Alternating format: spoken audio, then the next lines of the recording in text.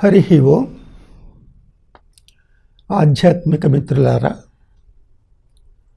మనం వేదకాలం నాటి పరిస్థితులను వివరించుకుంటూ ఉన్నాం. అదే క్రమంలో ఈనాడు ప్రస్తుతం మనం పరశురాముని గురించి చెప్పుకుందాం. భార్గవ పరశురాముడు మన దేశం యొక్క మొట్టమొదటి మహాసేనాని.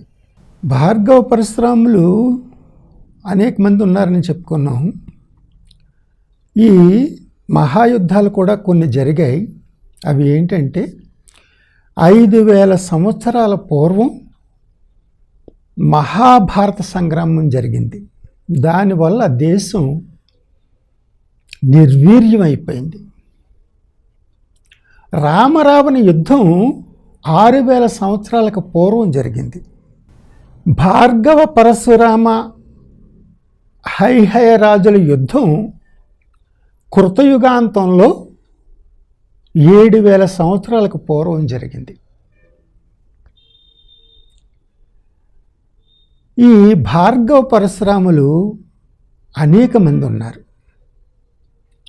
వారి గురించి ఇప్పుడు మనం చర్చిద్దాం. భీష్మునికి విద్య నేర్పినటువంటి భార్గవరాముడు వేరు, కర్ణునికి విద్య నేర్పినటువంటి భార్గవరాముడు వేరు, భీష్మునితో యుద్ధం చేసినటువంటి భార్గవరాముడు వేరు, శివుని విల్లు విరిచినటువంటి దశరథరాముణ్ణి శౌర్యాన్ని ప్రశ్నించినటువంటి భార్గవరాముడు వేరు. వీరందరూ కూడా భృగు సంతతి వారు. ఈ భృగు సంతతి వారే భృగు సంహితను మనకు అందించారు. వీరంతా కూడా నర్మదా నదీ తీరంలో ఉంటూ హైహయ రాజులకు కులగురువులుగా ఉన్నారు. కృతవీర్యుడు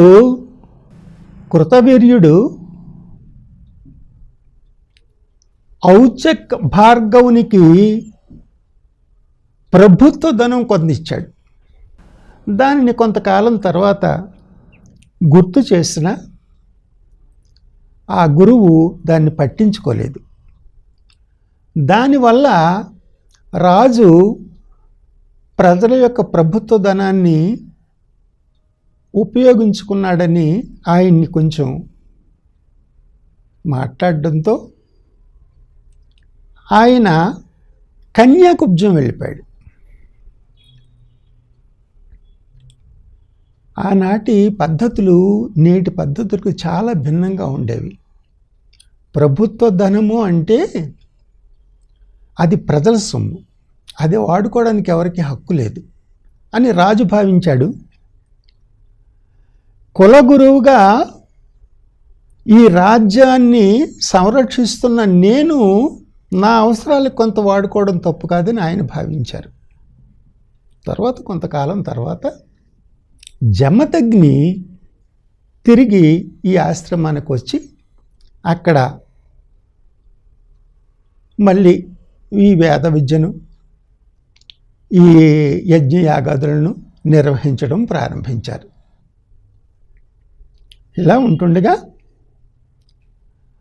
ఇక్కడ నుంచి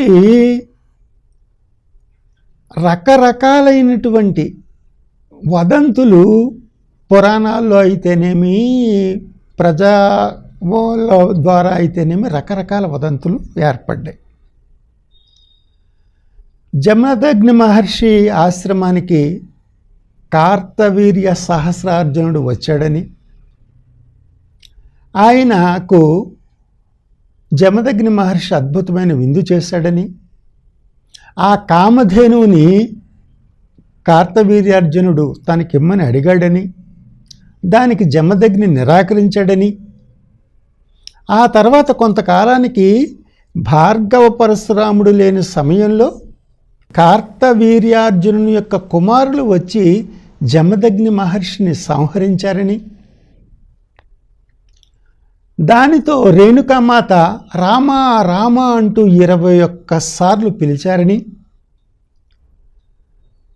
కార్తవీర్యార్జునుడు ఈ పరశురాముడు ఆశ్రమానికి వచ్చి ఇదంతా చూసి 21 సార్లు ఈ భూమి మీద ఉన్నటువంటి క్షత్రియులందరినీ నాశనం చేశాడని,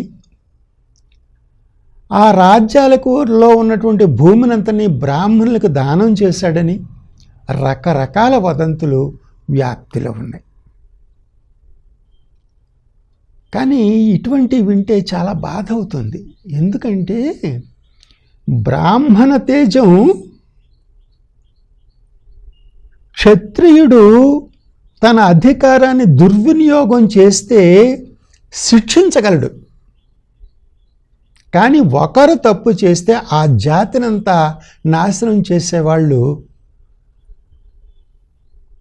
బ్రాహ్మణ దేవతలు కారు. ఎందుకంటే బ్రహ్మతేజం మనకి జ్ఞానాన్ని నేర్పింది. మనకి జ్ఞానం నేర్పిన వాళ్ళు తప్పు ఎందుకు చేస్తారు? ఈ రకంగా సమాజంలో వర్గాలు ఏర్పడడానికి ఈ వదంతులు పనికొచ్చాయి. ఆయన చేసిన కార్యం వేరు, అది మనం చెప్పుకుందాం ఇప్పుడు. తర్వాత భార్గవ పరశురాముడు వచ్చాడు. భార్గవ పరశురాముడు వచ్చి ఈ చర్య అంతా చూశాడు. తరువాత అతను అయోధ్య, విదేహ, కన్యాకుబ్జ రాజుల సహకారంతో ఓ మహా సైన్యాన్ని సమకూర్చుకున్నాడు. అదే విధంలో హైహే రాజులు రాజస్థాన్, సింధు ప్రాంతాల్లో ఉన్న రాజుల సహకారం తీసుకున్నారు. ఆనాటి మొట్టమొదటి మహాయుద్ధం అప్పుడు ప్రారంభమైంది. ఆ మహాయుద్ధానికి ఈ సేనా నాయకుడు భార్గవ పరశురాముడు. అన్యాయాన్ని ఎదిరించే ప్రతి ఒక్కడూ కూడా భార్గవ పరశురాములే. ఆయన 21 రోజులు ఈ యుద్ధం మహోన్నతంగా సాగింది. దాంతో ఈ క్రూర కర్మ చేసినటువంటి హైహయ రాజులు శిక్షింపబడ్డారు. దానికి భార్గవ పరశురాముడు యోగ్యులైనటువంటి రాజుల యొక్క సహాయం తీసుకున్నాడు. ఇది వాస్తవ చరిత్ర. అటువంటి మహోన్నతమైనటువంటి ఆ పరశురాముణ్ణి తలుచుకోవడం ఈనాడు మనకి చాలా ఆనందంగా ఉంటుంది. హరి ఓం తత్సత్.